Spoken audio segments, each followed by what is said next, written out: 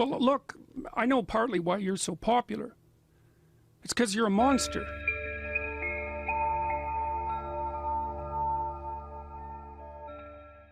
I haven't read anyone I regard as deeper than Jung. He's terrifying, truly terrifying. But here's one of the things that differentiates him from the typical self-help person. I really love this, is that he believes that the pathway to completion as a human being is through the embodiment of the monster. Embodiment of the monster. That's the discovery of the shadow.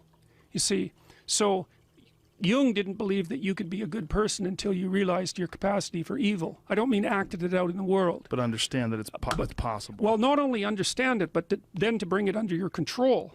You see, because there's a big difference between someone who's naive and is a good person. They're naive, they're a good person because they can't not be. They're like a domesticated house cat.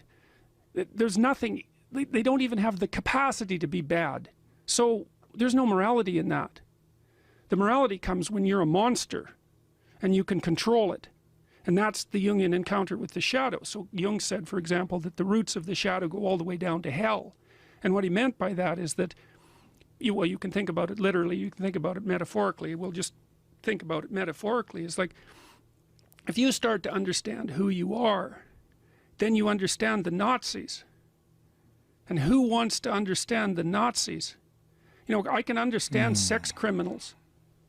I can understand them. Right.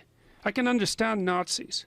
And the reason for that is because I can see that as an aspect of myself. Truly. But one of the things that's so interesting, and it's terrifying to realize that, which is why it's terrifying to realize the shadow, which is why people don't do it. It's no wonder they don't do it. You know, it's a horrible thing to realize that you're human and what being human means. Like angel, like Christ to Satan, that's the human being. And you might say, well, those aren't real. It's like, okay, well, they're figments of the imagination that the human race constructed to describe themselves. Fine. Does that make it less frightening? I don't think so. So, and it doesn't make it any less frightening if you take those two extremes seriously. And you might say, well, who's going to take the Christ extreme seriously? It's no problem, man. Dispense with it. You try getting rid of the other side.